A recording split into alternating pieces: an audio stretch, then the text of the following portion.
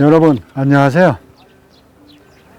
날로 연녹석의 신선함의 아름다움이 더해가는 계절입니다. 오늘은요, 우리나라와는 지구 반대쪽 남반구에 위치한 브라질의 수도 브라질리아로 가보려고 합니다. 브라질 하면은 정말 가볼 곳이 많은 나라이지만 그 중에서도 지금의 수도 브라질리아는 고원지대에 건설되기 시작한 지 5년 만인 1960년에 완성되어 리오데자네이루에서 이전한 완전한 계획도시입니다. 그럼에도 브라질리아는 20세기에 건설된 도시 중에서 유일하게 유네스코 세계유산에 등록된 도시입니다. 자, 그러면 도시 속으로 들어가겠습니다.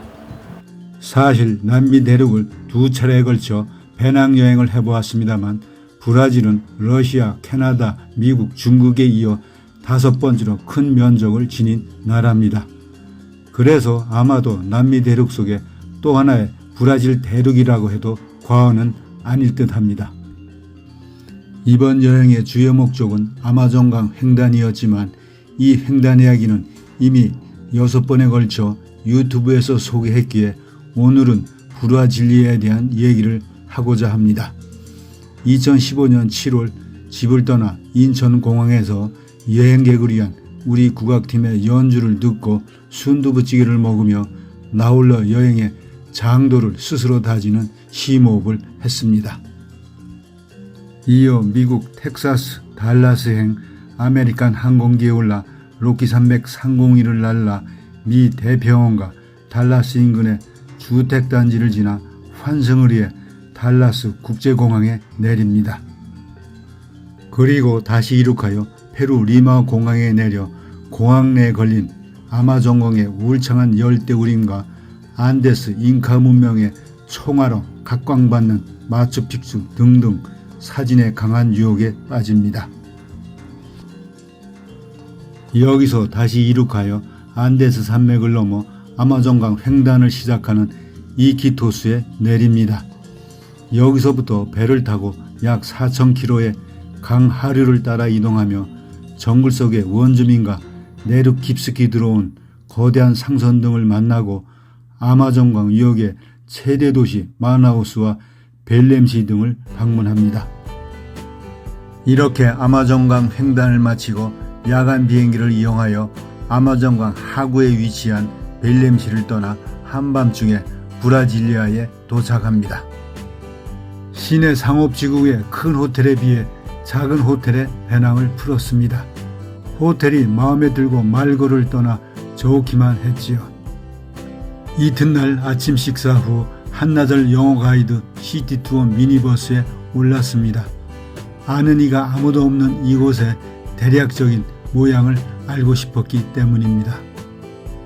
가이드는 브라질리아는 브라질 현대화의 아버지라고 불리우는 21대 주셀리누 쿠비체쿠 대통령이 취임하여 1956년에 신행정 수도를 건설하기 시작한 지 41개월 만인 1960년에 리오데자네이루에서 천도한 도시다.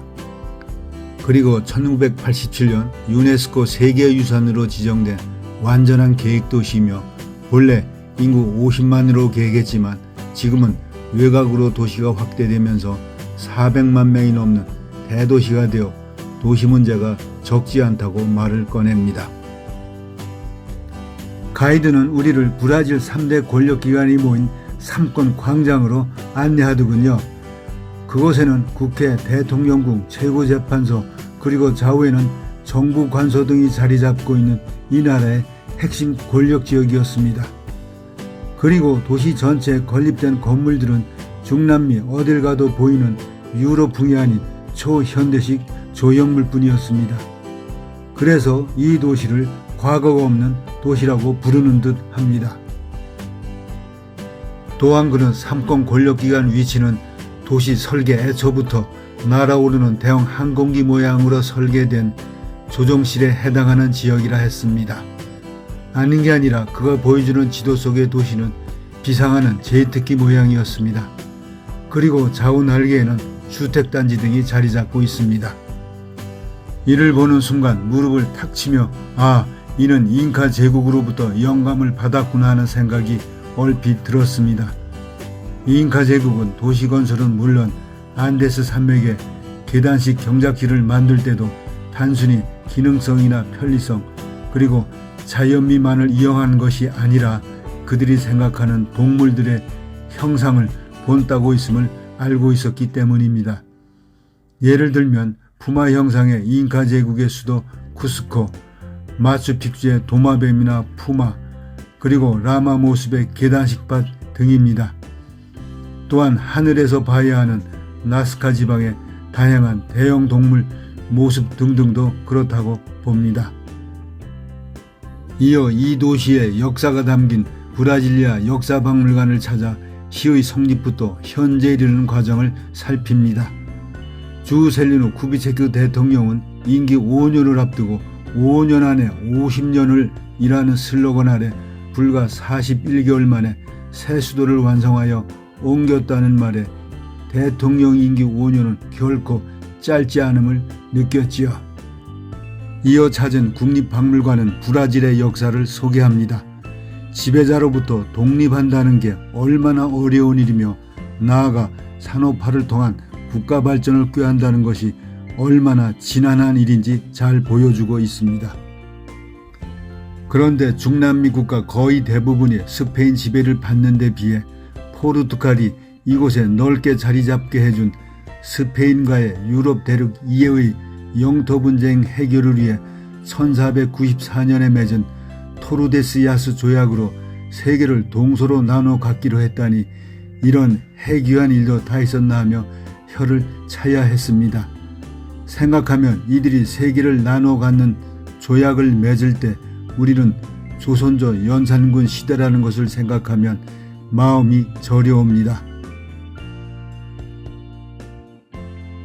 이렇게 역사 공부를 한 우리는 세계 최대 가톨릭 국가임을 잘 보여주는 성당을 찾았습니다.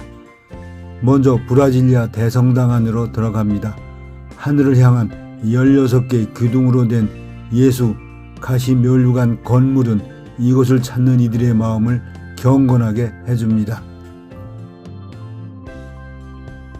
그리고 또 찾은 돈보스코 성당은 1883년 이탈리아의 성자 돈보스코가 꾼 꿈속의 계시를 재현하여 1970년에 지은 성당으로 80개의 기둥과 푸른 스테인드 그라스는 신비스러움을 더해줍니다. 이곳에 잠시 조용히 앉아 명상에 잠기는 사이 고난의 예수상 아래에서 결혼사진을 찍는 신부의 모습은 행복할 뿐이었습니다. 이렇게 대략적인 시티 투어를 마쳤지만 뭔가 더 보고 싶은 욕심에 자유롭게 거리 활보에 나섰습니다. 그러다가 날렵하게 생긴 육군본부 앞에 섰습니다. 남미 최대의 군사력을 지닌 이 나라답다는 생각을 하면서 아마존강을 횡단시 선박을 검문하던 강인한 인상에 특수근 생각이 났습니다.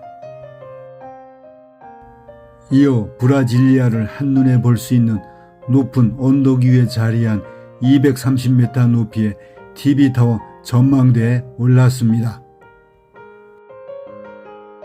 아닌 게 아니라 시티 투어를 하며 다녔던 여러 곳이 하나둘 눈에 들어오고 있었습니다.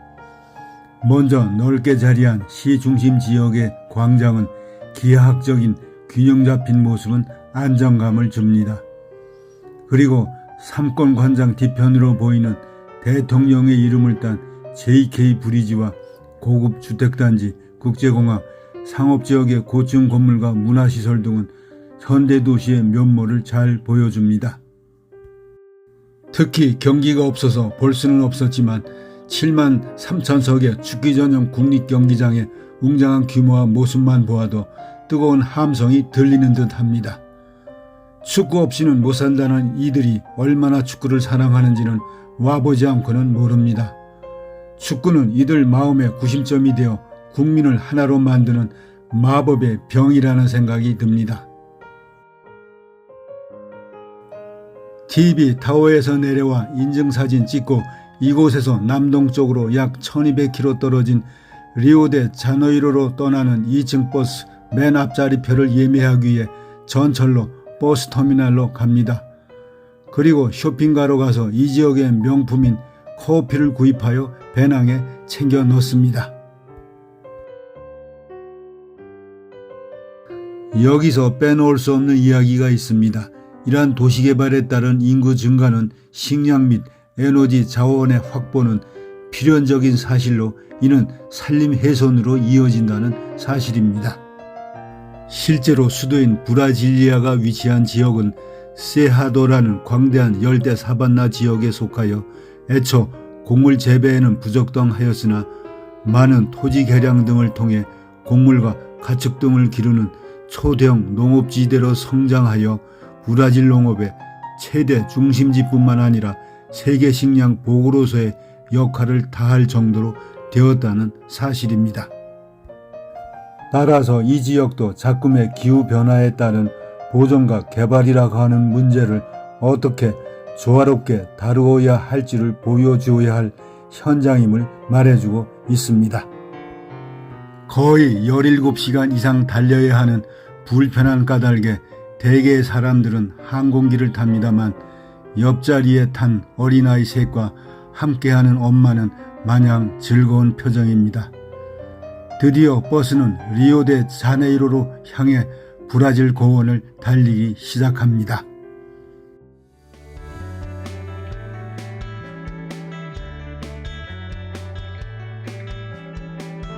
여러분 잘 보셨나요? 브라질은 지금의 수도가 네르그로 이전하기 이전에는 대서양 연안에 리오데자네이로나 상파울에 인구와 산업이 집중되어 있었습니다. 이에 국토균형 발전 차원에서 19세기부터 제기되어 온 드넓은 내륙 한가운데로 천도를 감행합니다. 당시 황량한 고원지대에 도시가 건설되어 이것을 과거가 없는 도시라고 불리우는 이유를 알았습니다. 아무튼 현대 모더니즘으로 가득한 대형 여객기 모습을 띤 도시 속을 거닐며 미래를 향해 비행하고 있다는 강한 느낌을 받았습니다. 자, 그러면 또 뵙기로 하고 여러분의 건승을 기원합니다.